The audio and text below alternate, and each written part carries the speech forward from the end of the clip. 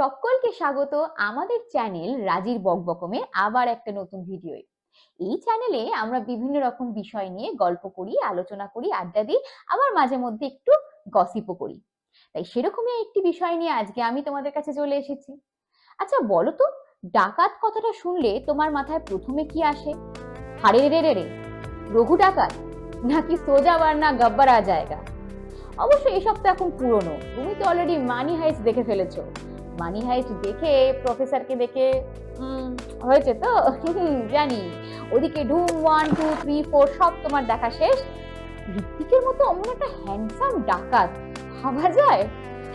এছাড়াও ধরো বলিউডে আঁখে দেখেছো, যেখানে অন্ধদের দিয়ে ডাকাতি দেখানো হয়েছে, স্পেশাল 26।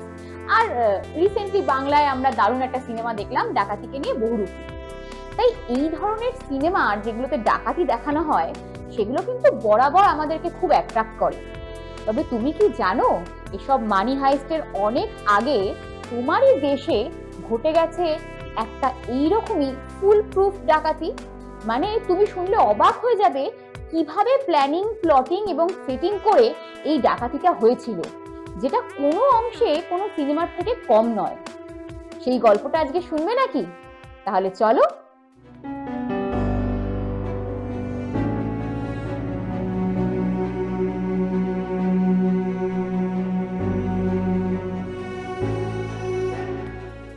2007 সালের 30শে ডিসেম্বর কেরালার মালাপ্পুরম জেলার চেলেম্ব্রা গ্রামের মানুষজন তখন গভীর নিদ্রায় মগ্ন।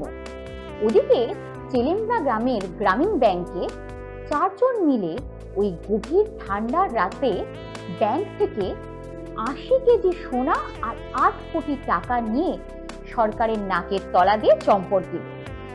এই প্ল্যানিং কিন্তু একদিনে সম্ভব হয়নি, পুরো সিনেমার মতো সাজানো গল্প ছিল। কিভাবে তোমায় বলছি। চেলেম্ব্রা গ্রামীণ ব্যাংকটি যে অ্যাপার্টমেন্টে ছিল সেটি ছিল 2 তলায়, আর ঠিক তার তলায় একতলায় ছিল একটি রেস্টুরেন্ট, যেটি ভাড়া দেওয়ার জন্য অ্যাভেলেবেল ছিল। এই 4 জনের দল সেই রেস্টুরেন্টটি 50,000 টাকার বিনিময়ে প্রথমে ভাড়া নেয়। তারপর তারা কি করলো, বাইরে ঝুলিয়ে দিল একটা লেখা যে এই রেস্টুরেন্টে এখন নির্মাণ কাজ চলবে, মেরামতির কাজ চলবে। এটা স্বাভাবিকভাবেই কারোরই সন্দেহ হলো না। তারপরে কাঁচের জানলাগুলোকে খবরের কাগজ দিয়ে ঢেকে দিল। লোকে ভাবলো ভেতরে কি কাজ চলছে না চলছে, তাই জন্য হয়তো ঢেকে দিয়েছে। এখানেই শেষ নয়, মানুষজনের সন্দেহ কমানোর জন্য তারা কিনে আনলো অনেকগুলো আসবাবপত্র, দিয়ে সেগুলো সকলের সামনে দিয়ে ঢোকাচ্ছে, বের করছে, এই সমস্ত কাজকর্ম চলতেই থাকছে। সাধারণ মানুষ কিন্তু তাদের দেখছে, কথা বলছে, তাদের কিছুই অস্বাভাবিক লাগছে না। তারা এতদিনে দেখে নিয়েছিল যে রেস্টুরেন্টের মধ্যে দিয়ে ঢুকে ঠিক কোন জায়গাটা সোজাসুজি অর্থাৎ ওপরের দিকে ব্যাংকের স্ট্রং রুমটা পড়বে। তারা নিচ থেকে মেঝের কাজটা ফুটো করলো, অর্থাৎ ব্যাংকের যেটা মেঝে আর রেস্টুরেন্টের যেটা ছাদ, ঠিক সেই জায়গাটা ফুটো করলো যেখান দিয়ে সোজা তারা স্ট্রং রুমে পৌঁছে যেতে পারবে। আর এইভাবেই স্ট্রং রুমে পৌঁছে গ্যাস কাটার দিয়ে লোহার সমস্ত আলমারিগুলোকে গলিয়ে সেখান থেকেই লুট করলো ওই 8 কোটি টাকা নগদ অর্থ আর 80 কেজি সোনা। পরদিন সকালে আর 4-5টা দিনের মতোই ব্যাংকের কর্মচারীরা ব্যাংকে যান। সেখানে ঢুকে তারা যখন দেখেন যে ব্যাংকের মেঝে ফুটো, ওইদিকে আলমারি পুরো ফাঁকা, তাদের তো চক্ষু চড়ক গাছ। আর এই বিপুল পরিমাণ অর্থ আর সোনা গায়েবের জন্য কেরালা সরকারও রাতারাতি নড়ে চড়ে বসেন। তৈরি হয় স্পেশাল টিম, যেখানে মালাপ্পুরম জেলার সুপারিনটেন্ডেন্ট অফ পুলিশ ছিলেন পি বিজওয়ান এবং ডেপুটি সুপারিনটেন্ডেন্ট অফ পুলিশ কে ইব্রাহিম। এনাদের আন্ডারে বিভিন্ন এফিশিয়েন্ট অফিসারদের নিয়ে তৈরি হয় একটি দারুণ স্পেশাল টিম, যাদের কাজ ছিল রাতারাতি উদ্ধার করা কারা করেছে এই ঘটনা। এই তদন্ত কিন্তু পুলিশের জন্য মোটেই সহজ ছিল না, কারণ প্রাথমিকভাবে কোনো তথ্য বা প্রমাণ কিছুই পাওয়া যাচ্ছিল না। তাই পুলিশ প্রথমে আশেপাশে প্রত্যক্ষদর্শীদের সাথে কথা বলে। অনেকেই তাদের সাথে মিশেছিল, তাদের কাছে তারা ছিল একদমই সাধারণ মানুষ। তাদের কাছ থেকে বর্ণনা নিয়ে কম্পিউটারে গ্রাফিক্স বানানো হয় তাদের চেহারার। তবে ওই সময় দাঁড়িয়েও অপরাধীরা ছিল আর এক কাঠি উপরে। তারা ব্যাংকের দেওয়ালে লিখে আসে জয় মাও, অর্থাৎ তাদের ঘটনাটিকে নকশালবাদীদের দিকে ঠেলে দিতে চায়, যাতে পুলিশ বিভ্রান্ত হয়। শুধু এখানেই শেষ নয়, তারা যাতে হায়দ্রাবাদের দিকে জিনিসটাকে ঠেলে দিতে পারে, তাই হায়দ্রাবাদের একটি হোটেল রুমে 1 কেজি সোনা রেখে দিয়ে চলে যায়। এইভাবে বিভিন্ন রকম ভাবে পুলিশ বিভ্রান্ত হতে থাকে, কিন্তু পুলিশও দমে যাওয়ার পাত্র নয়। এরপর শুরু হলো খড়ের গাদায় সুচ খোঁজা। অর্থাৎ ওই সময় ওই লোকেশনের আশেপাশে মধ্যরাতে যতগুলি মোবাইল টাওয়ার অ্যাক্টিভ ছিল বা একটা নাম্বার থেকে অন্য নাম্বারে কল গেছে, সেই প্রত্যেকটি মোবাইল টাওয়ারের উপর বা ফোন নাম্বারের উপর নজর দেওয়ার কথা হলো। এইভাবে উঠে এলো মিলিয়নেরও বেশি ফোন নাম্বার। তাই রাতারাতি কাজে লাগিয়ে দেওয়া হলো বিভিন্ন টেলিকম অপারেটরদের, আইটি প্রফেশনালদের, অর্থাৎ সকলে মিলে শুরু হলো খোঁজা। বলে না, অপরাধী সবসময় একটা না একটা সূত্র ঠিক ছেড়ে দেয়, এক্ষেত্রেও ঠিক তেমনই হলো। ওই মিলিয়ন কলসের মধ্যে ঠিক এমন একটা নম্বর বেরিয়ে এলো যেটা সন্দেহভাজনদের দিকে পুলিশকে ঠেলে দিল। সন্দেহভাজন ফোন নাম্বারগুলোর মধ্যে একটি লোকেশন দেখাচ্ছিল কোজিকোডের একটি বাড়ি। সেই বাড়ির ওপর পুলিশের নজরদারি শুরু হয়, আর সেখানেই মেলে আসল সূত্র।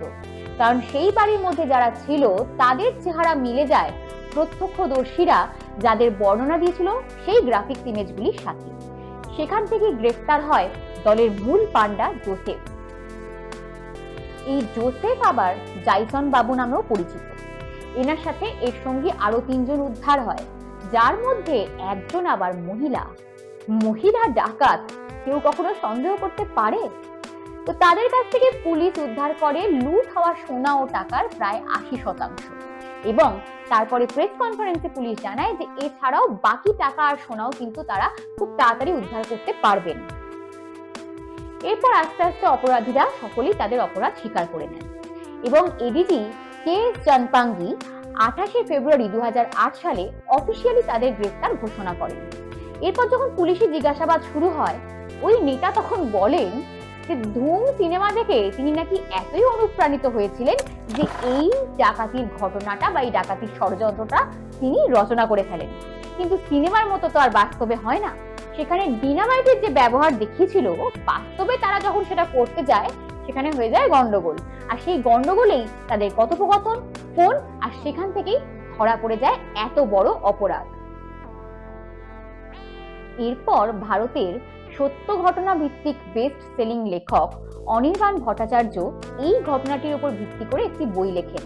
বইটির নাম দেওয়া হয় India's money heist, the Chelembra bank robbery. 2022 সালে কোচি থেকে এই বইটি প্রকাশিত হয় এবং পরবর্তীকালে নাকি বইটা থেকে সিনেমা হওয়ার জন্য বিক্রিও হয়ে গেছে।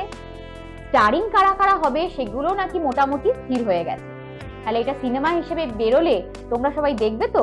যা বুঝছি তাহলে এই ডাকাতির যে সিনেমাগুলো দেখতে দারুণ লাগে, সেখানে অনেক মানুষ এরকমও আছে যারা শুধু দেখেই সীমাবদ্ধ থাকে না, তারা বাস্তব জীবনেও সেটাকে ইমপ্লিমেন্ট করতে যায়।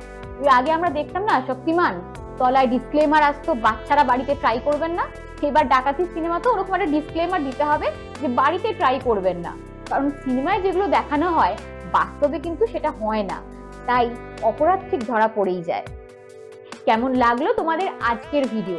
আমাদেরকে কমেন্ট করে জানাবে না? প্লিজ জানাও, তাহলে আমরাও বুঝতে পারবো যে আমাদের কোথায় ভুল ত্রুটি হচ্ছে।